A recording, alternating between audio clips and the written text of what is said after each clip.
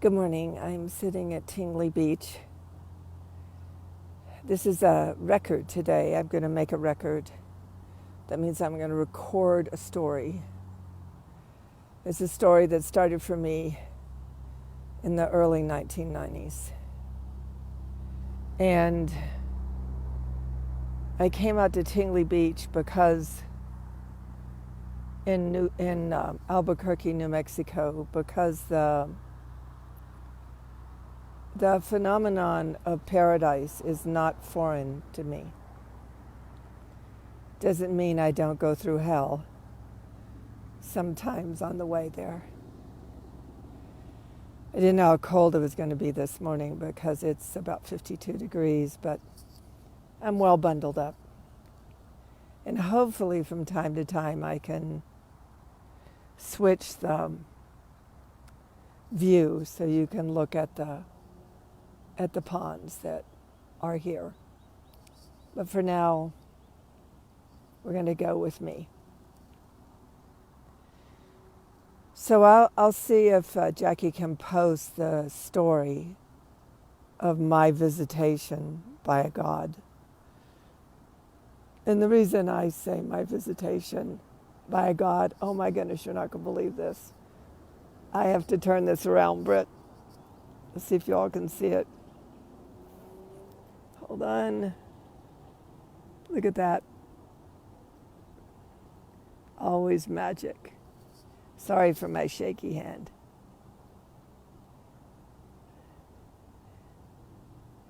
It's a hot air balloon. Out for a drift this morning. Just going to see if I can move my hand back here where I can stabilize it a bit. Where'd you go? There he is. Good morning, Michelle. So in the 1990s, early 1990s, I went to sleep, stepped out of my body, out of my bed, and went into another world, a dimensional world, where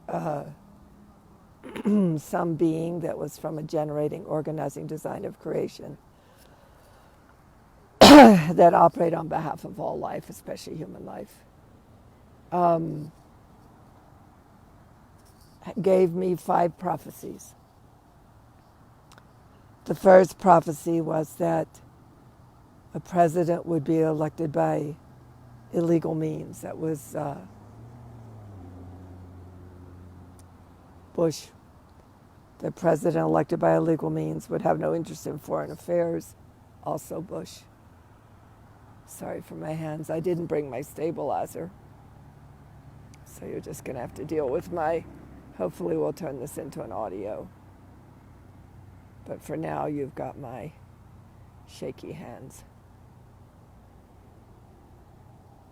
So the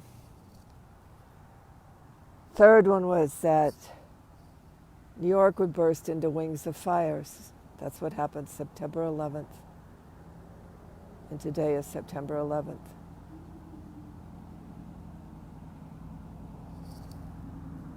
The fourth was that there would be a natural catastrophe and a man-made catastrophe the same day, the collapse of the banks and the gigantic hurricane in the Gulf. The last one has not happened yet. That is, the dogs from the east will bite the tail of the warmongers when they least expect it. So today is September 11th. And the first thing I want to start with in this conversation, and I may be muffled a minute because nobody's out, so I have my mask down over my chin, but under my chin, but I'll have to pull it up if people come around. Today is a very, very, very significant day. So I'm going to do little vignettes of maybe learnings, or maybe awakenings, or maybe just information, or maybe just a chat. But the first one is that when prophecy happens, prophecy is like a template. It isn't exact. Actually, it is exact, but it isn't understood. It isn't exact to our mental understanding. So he's going in the clouds, can you tell? See him going in the clouds? That awesome. Whoops. So I can hold my hand straight. Where'd he go? Sorry, I'm searching. There he is.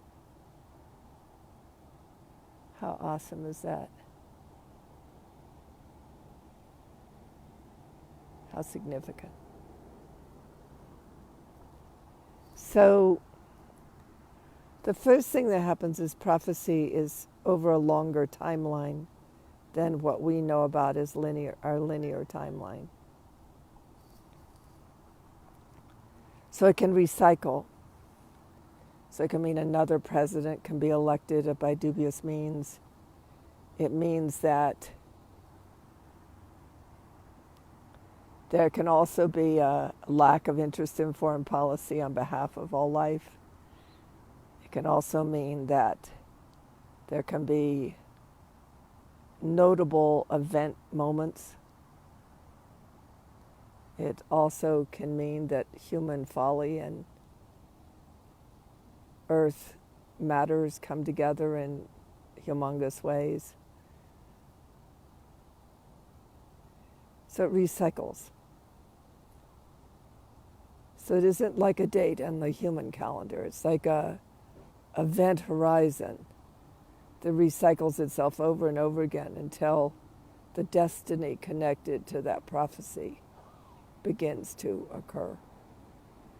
You see how bad my hands are shaking. For today is an incredibly significant day for me. So that's the first puzzle piece as we are in the anniversary of 9/11. Second, understanding about realities of unity, how something moves from trauma to life fulfilling, how something moves from hell to paradise. As we have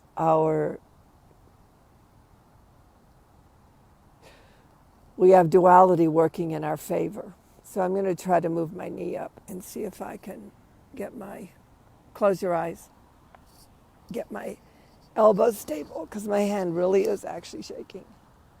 There we go, that's better. So except now I'm slipping on the bench, because oops, did he go? Up there he is. So the second part of having duality on our side is anytime something is life depleting, you can there is a breakdown in the unified field of creation. And in that empty space, that broken space, you can generate wholeness. It's just the same thing as many of you who've ever been depressed, that you found that in reflection, in your depression, that something expansive happened. This is the power of duality. If you're a magician, an alchemist, you learn how to move with it, how to work it, how to be part of it. So when things are collapsing, things can expand. When things are deconstructing, you can construct things on behalf of all life. He'll come over the trees in a minute.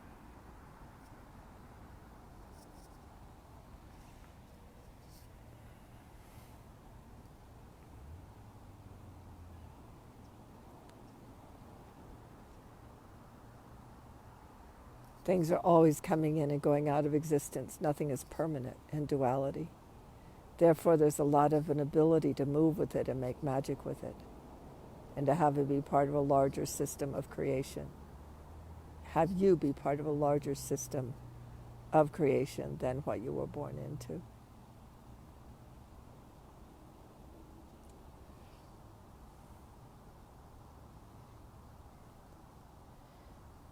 So 9/11 was a day where the towers collapsed and began to generate an expansion.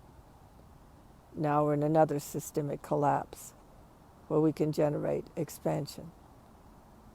So today, while we follow this duck, so today we are in an event, a conversation, hopefully that's life-enhancing and life-generating.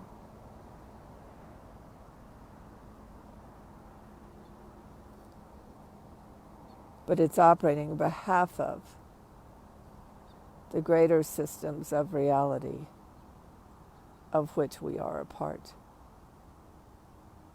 In other words, operating on behalf of all life.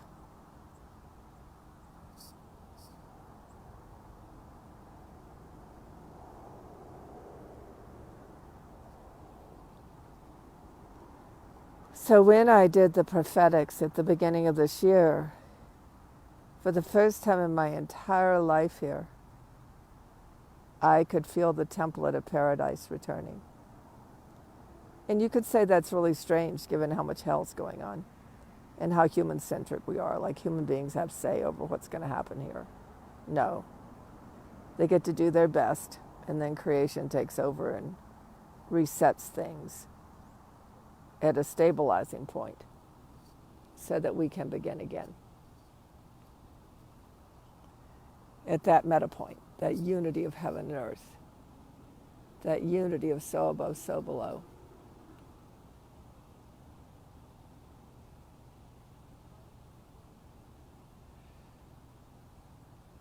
Now, let's see if I can track this next part. So in those prophecies, my life began to unfold, and that Shasta came into existence during that time. But also New Mexico, which I don't talk about very much because I don't like the part of the human mind that just is devouring highs without ever grounding themselves in what is actually occurring in the deeper nature of things. Too distracted by the human world. When nature and creation are busy about bringing everything together on behalf of life and what has life exist as whole. So I knew I had to tell the Acoma story today because I was going to go to Acoma today, but I can't. It's a virtual only. I probably will go, but you can't. It's ACOMA. Somebody will type that in the chat. Outside Albuquerque, New Mexico. Pueblo, but it's the Pueblo. It's a very specific Pueblo because it carries the template of one nation. So all the other Pueblo tribes divided up and filtered themselves across Arizona, New Mexico, Colorado, and a little bit in part of Texas and Mexico, for sure. But they assigned Acoma as the sacred space for rest and courage, actually, where the memory, where the template, like a buried archive of remembrance, carried the one nation, that we are one. So many, many years before I had visited the God, or the God brought me into a paradise, not a paradise, a dimension, that where he could say to me, please have the people not be afraid. What is going on is not their story. And when this story is finished, their story will begin as this story finishes. But many, many years before I had my kids, Aaron and Liana, not Ricky or Jeremy, and I were driving across the New Mexico desert in our pop-up camper. We lived on the road for 3 years. And Phil said I started to just talk like I was somewhere else, and he got really groggy. So he pulled the car over, and he and the kids fell asleep. Oh yeah, there's one thing I want to mention before I say that. I had, we had stopped at there's these lava ribbons. There's these beautiful, amazing ribbons of lava that flow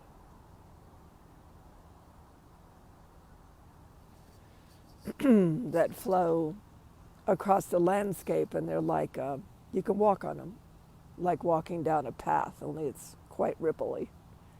But I had Phil stop the car because I saw a man standing out on the lava strip, and these are really long and fat. And I was worried about him. Something was really calling me to go see him. So I walked down the lava strip to him, and he just stood there like he'd been waiting for me. Not another human being anywhere, and not a place people hike. And he says to me, "The Lord is with you. Praise the Lord."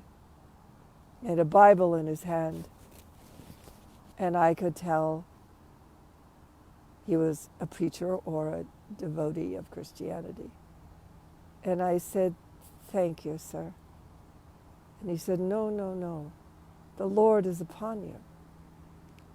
And it struck me in my solar plexus, my gut. And I felt very odd. And I turned to look at the family, see what they were doing. And when I looked back, he was gone. Now, you've got to get that I'm looking at 100 miles of landscape, desert, as far as the eye can see, and one lava strip. There's no way he could have walked away and I not seen it. So very distorted and very shaken. I got back in the car, and then, Phil stopped the car because they were so groggy, and they went to sleep. I was walking down a dirt road, and I knew it was outside Acoma, but it was on the Pueblo ground. It was on the Pueblo territory. And I was headed for a cave. But before I got to that cave, I needed to make a phone call. It's what started the work I do. And so I got on a payphone. I remember I called my brother first. And every person I called, I said, "You need to be here." I don't remember the date. In someone's records, maybe in the stuff Diane Bennett sent me, I have the whole story. Maybe Deb has it. But it was a very specific date at a very specific time. And I would say I wanted them to meet me in Acoma. But they would either try to quiz me, or they'd say yes. Then it fast forwarded. I turned around from the big old payphone I was dialing on, and there was a woman on a wild horse. No, a man on a wild horse running towards me. And he scooped down and picked me up and took me to this cave. And we went into the cave, and sure enough, some of the people I had called, they met me there. And then a film came over the cave. And when the film came over the cave had been prepared. There were all these bear rugs everywhere. And in the midst of that, this Indian man and I, made love. And when we woke up, the people had covered us with all these rugs. And were sitting and chanting. And the Indians leading the chant, the white people and black people chanting along. This is right on the highway, and across the highway is the big ditch. I was going to start by filming it, but it was a little chilly this morning, so I didn't want to walk all the way over there and all the way over here. And then the film melted, and I knew that much of the world was gone, and I was enraged. I knew that all over the world, the earth, there would be these pockets of people, and the millennium, starseed millennium, Kinkari talks about it, bubbles that protect people when the world is destroyed. Now later on, we began to realize there are two realities that are starting to separate and form their own territories, form their own realms. Form their own territories from different realms. So I went flying out of the thing, and Moses was walking towards me, and you know what dreams are like, visions. You just know they are what they are. You just know that. And he led me to this ship, this unusual looking ship. It's the policeman that's been up all night walking these paths. Should send him light and love. He gets off in about a half hour. So as I walked into this ship, which turned out to be a Merkabah, which I didn't know at the time, I didn't know the sacred things I know now. It's the other pond.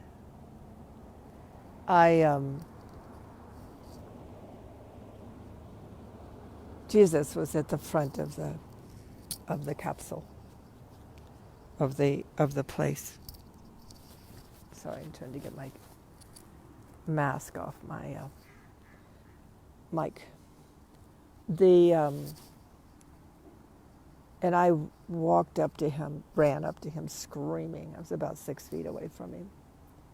And I said, how could you do, his back was to me. I said, how could you do that to your people? The Lord is upon me. Remember? And he turned around, and I had never seen a grief cutting so deep into a being in my whole life, not even my own grief, or any grief I've ever seen in a human. And he said, we tried so hard to remove the violence from your cells, but so few of you could survive.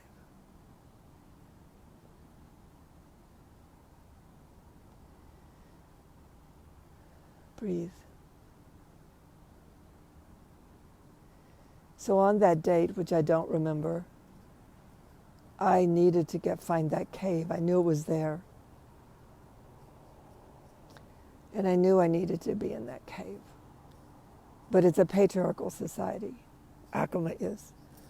The women actually run the legal system in the governing body, but the men meet in the kivas and protect the sacred sites. So there was no way in. So then I just called the museum. And this man, whose name I can't remember, he had a very significant name. I told him my story. And he said, well, if I wanted to come that day, he'd be willing to sit down and talk with me. So I said, okay. So that day, Shannon Olson and Devin Green and one other person who I can't remember, might have been Sophia, not sure though, and myself, I think it was Sophia. They stayed at the edge of the Acoma. So Acoma is surrounded by, Acoma, the village, is surrounded by mesas. And Acoma used to be on top of a mesa, but they got the pathways to the top of the mesa got washed out, and many of their people drowned, so they moved to died of starvation. they moved down to the earth, the desert floor, and so that's where to a smaller mesa, which is where they are now, a lower mesa. So I met him at the museum, and he was just really quiet, and he says, I didn't bring this before the council. And I said, thank you, because I wasn't sure. He said, why don't you go take the tour, and I'll meet you back here at such and such a day, such and such a time. So I took the tour, and one of the things that happened on that tour, which is part of the day, is an artist, a man. I still have the pictures. They're somewhere in my stuff, unless I gave them away to somebody. And he told the story of the Yakima Indians and about they held the oneness, that they came from under the earth, and they learned how to make their way to the sky. And when they got to the sky gods gave them a place in the scheme of things. And then he picked me up, or I followed him out. Thank God I had the car I had, because it was all desert sand. And we stopped. He said, I'm not allowed to take you in the cave. I'm not even allowed to show you where it is. But you're sitting in a very close proximity to it. At that time, I asked Shannon and Devin, and at the time that I was given for everybody to meet, I asked Sophia to play the bowl, my bowl, and to play the drum and the rattle way, way, way away on this mesa, except I could hear it the minute it started. And I went into my state that I go into to travel beyond the human world into the unity points of existence that lay in the so above, so below reality of creation. And it was done. I had kept my date. I always keep my dates, because that's how so above, so below works. You keep your date. That's why the Muslim tradition prays multiple times a day. They're keeping their date with God. And don't worry about it. Their God's a good God. It isn't. Humanity is what has been infected by that which goes against life and doesn't have its existence whole.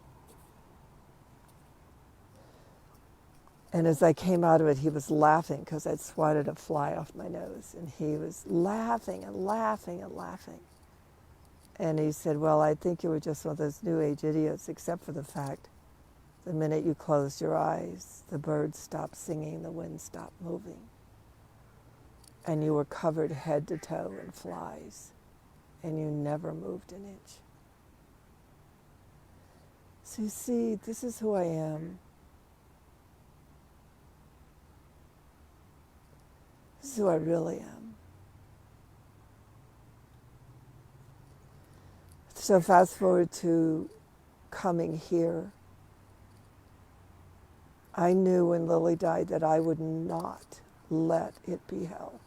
I knew we existed in paradise, that was the template of our existence, and I was not going to have it be any other way.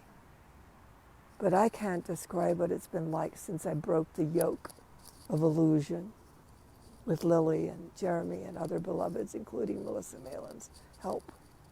I can't tell you what it's like to live in this particle field of love with the particle field of others that don't require bodies anymore.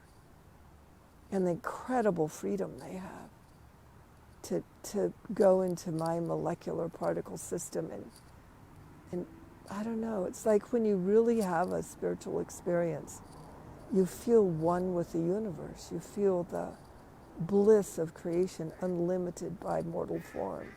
Well, I get to experience that a lot now.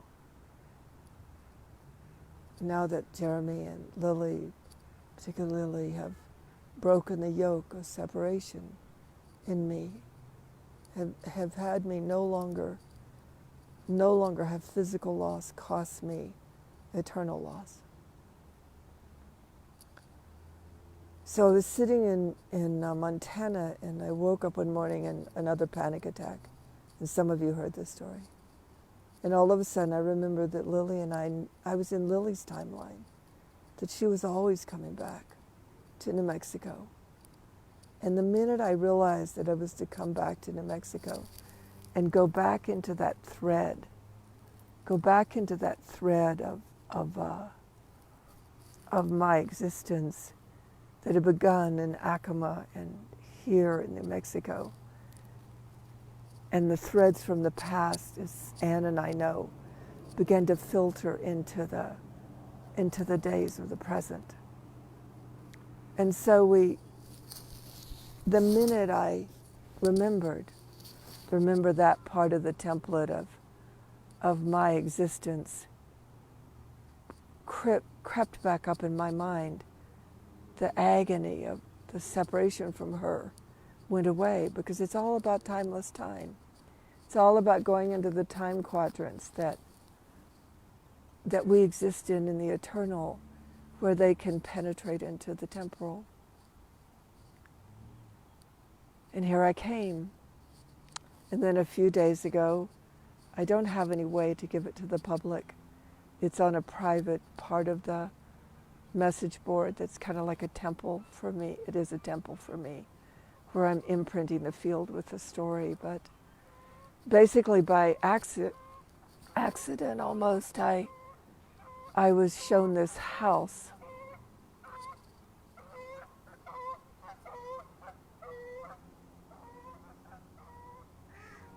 And in that house I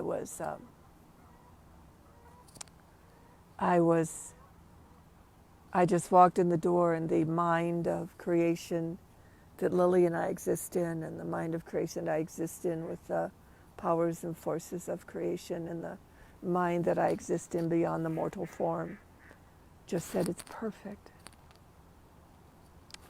But I understand the challenge between the so above, so below. I understand that it's why I do the work I do, that every human being carries the template of paradise. And that's all it's missing is our ability to bring it in, from the non-physical to the physical, from the spirit to the flesh, from the immortal to the immortal, from the sacred to the secular.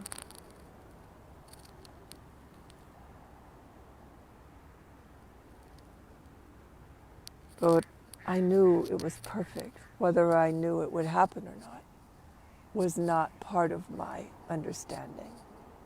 Switching hands. And so things began to go into play. It's very hard to describe this in short terms, but basically I put a bid on it.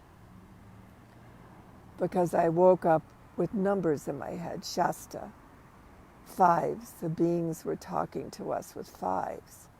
The beings from the realms of paradise, realms of the beloveds, within which paradise made this creation called Earth, talked to us in fives. So the building was, the home was 249.9, and 235 was 2 plus 3 is 5 and 5, and I could pull that off.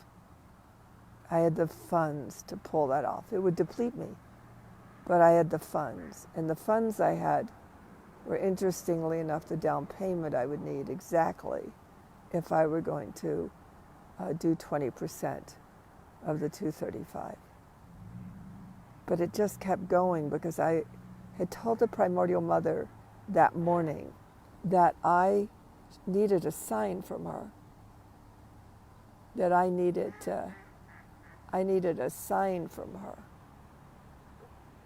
And when I got to the property, I saw that the fence was open and that we were on these, I cannot even begin to tell you the gorgeousness of these ditches. It reminds me of Egypt. Hold on. Where'd you go? Up he went. It reminds me of Egypt and the aqueducts of Egypt, only these are dirt. But they're gorgeous. They're 10 times bigger than the ones we have in California. And there I was, standing there, looking down the ditch on the straight ahead with cottonwoods framing it like the Nile, and looking to my right and cottonwoods framing it. It was my sign. Now here comes the important part, because something happened this morning. I got this odd email from Kea Bardine. She's like she moves in creation like I do, moves with it like I do. And she had said something about an amount of money that she felt she needed to contribute. But it threw me, because I couldn't go past the 235. There was no way I could afford more than that. So it threw me into kind of as all of us, a shaky place. But I'd been in this other conversation with myself, this conversation of, just feel so strong, we have to get the ducks in on this. This conversation of paradise. And I realized I had to make the bid, because it's not just a matter of doing something to get something. It's a matter of ending one story and beginning another. And the story that I wanted to end is my relationship where I don't think humanity is ready yet, or able yet, or even has lost its craving for paradise. That was one story to give up. But mostly to give up that we don't live in paradise, and that paradise isn't at hand. So people get all caught up in outcome. They think that outcome is the answer to everything.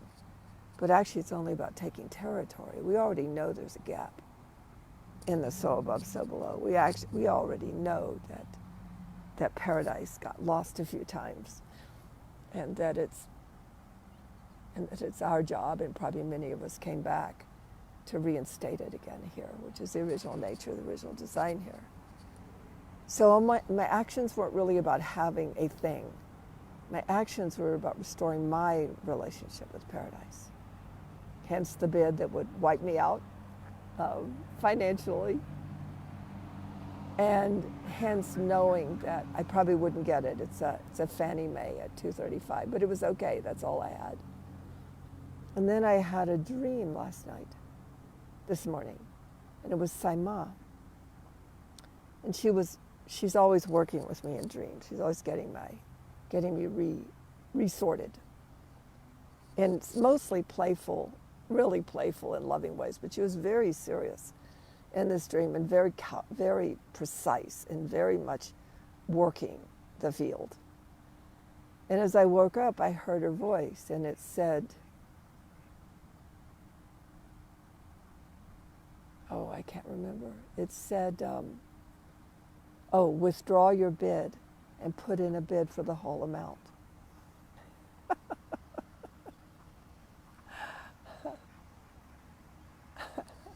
Let's just say it woke me up. And so I went on WhatsApp. I didn't know if I was going to write Kay or not. I was too scared to tell her. And I was scared because our system is just not acclimated to bliss and joy. But see Lily cracking the code for me yesterday. The vet sent me a beautiful, they all wrote a note to me. And they sent me her paw print. And it made me cry. Because I missed her so much physically. But then after that it passed, and I realized that it wasn't the missing, it was the bliss. It was the joy of love, the extraordinary opportunity I'd had to love. And I wasn't going to let it go. And so the whole day yesterday, I was smiling and I was laughing, and I realized she took advantage of the paw print to be able to have a way to stay closer, and it was just magical, just incredibly magical. And I'd also, remember I'd written Ma and said, please have Lily and I stay in paradise together, because that's our field, that's our territory, that's our realm. And of course Jeremy came from paradise. He used to pet the wings of wasps, and he once brought me baby water moccasins in his fingers, and which are incredibly lethal. And I had to tell him to go back and give him back to the mother and pray they didn't bite him on the way. So I've been in that terror where the physical world and paradise are conflicting. And I hope I'm translating this well. So I, not knowing where I was going to write Kay, I was going to at least open it up on WhatsApp. And when I opened it up, Maya had started a thread between Heather and I and her. And the thread was Saima.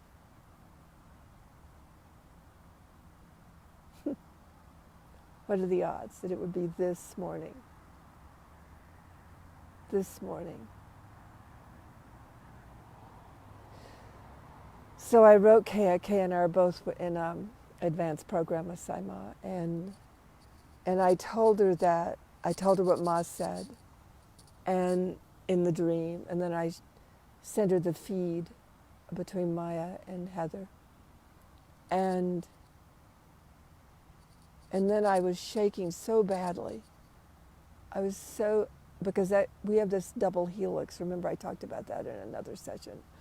And when that thing fires, expectation fires, and fear of loss, and fear of not having, and fear of it being wrong, and fear of, all that shows up in just record amount of punch. And I felt it, so I put on one of my favorite Savaggio frequencies to meditate.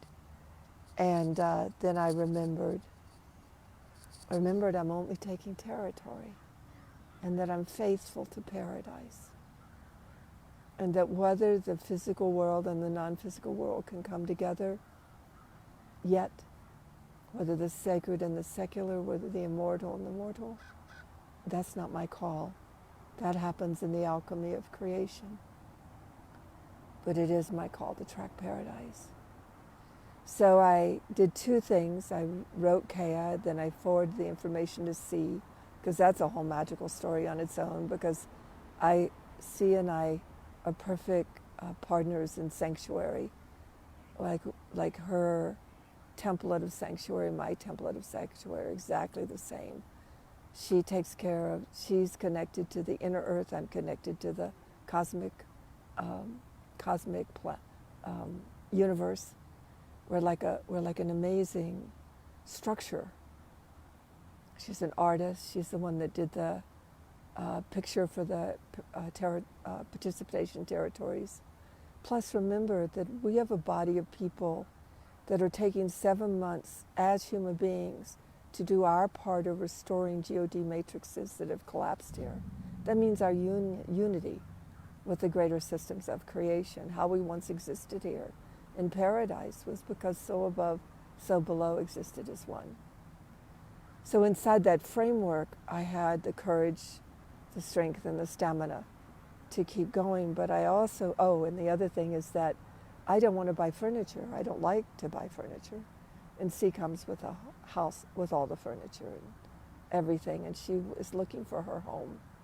So there's a vested interest in opportunity and the possibility of magic that she and I would find a place here together and build another sanctuary, like we did in Ohio and we did in Washington, D.C. and never got to in California. They were phenomenal, those sanctuaries. Awesome.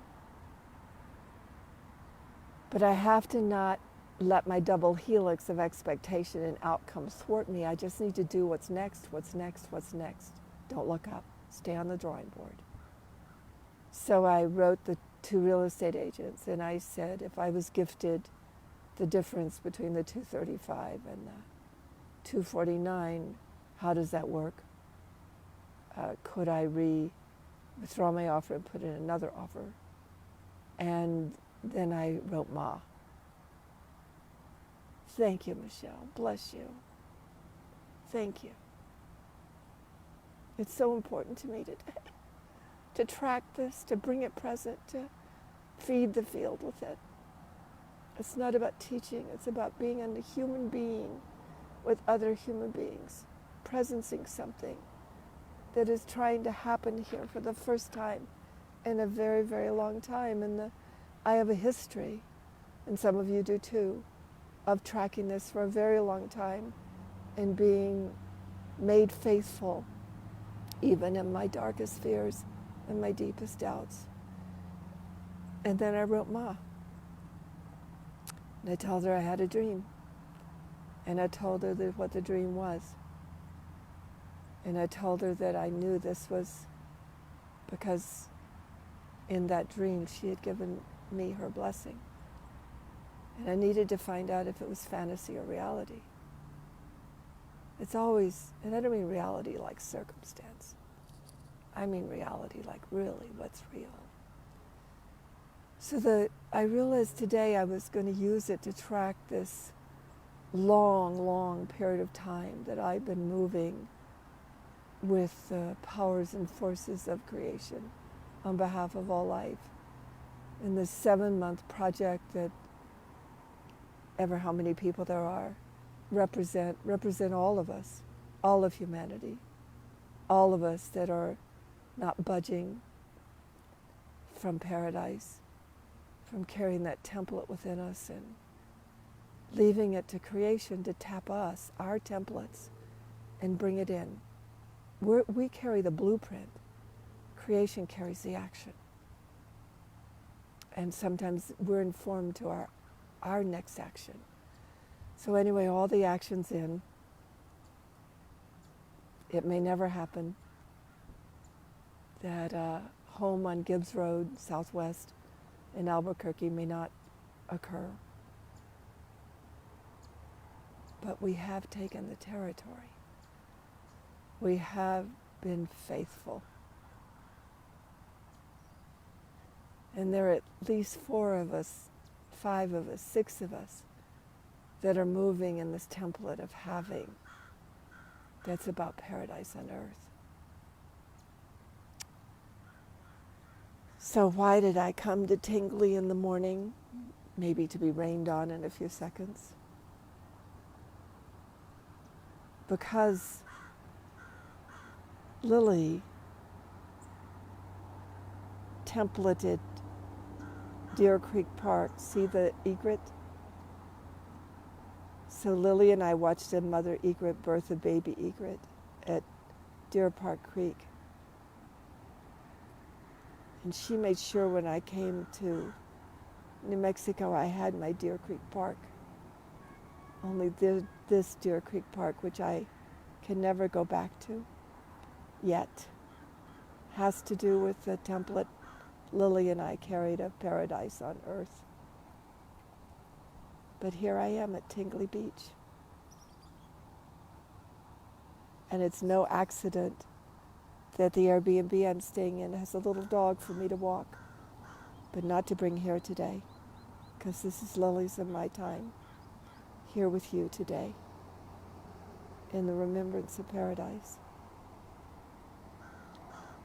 So I just want to take a minute to thank everyone who came on the call this morning.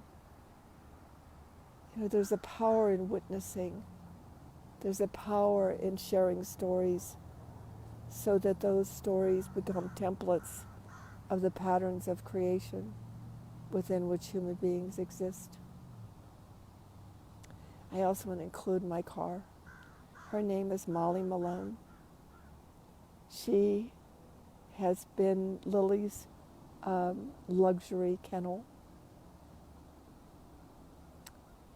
She has taken me all over this part of the earth.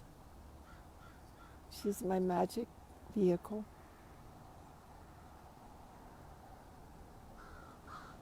And I believe we are magic people. So I want to leave you with one thought. Don't look for outcome. We don't know what's going to happen. We don't know, like in the beginning of the call, we don't know how much things are going to collapse. But every time they do, create an expansion in yourself and in the world around you. We don't know how much is going to deconstruct.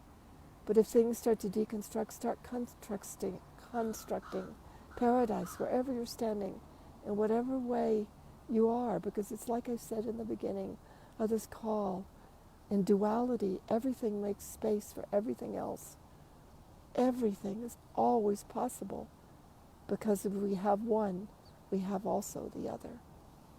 It's like Kaihol Gibran. Without sorrow, there's no true joy. We're dual. And so I'm on a threshold. And now I'm on a threshold with you. And you're on a threshold with me. And in that threshold, we'll just keep listening. And we'll keep operating on behalf of paradise, wherever we can find it. Thank you. I love you. And I love that we love. And I love that we can cry and be sad and for that which has not been able to have its registers here. So let's restore those registers for paradise. Let's just do it. After all, we're at its door. Namaste.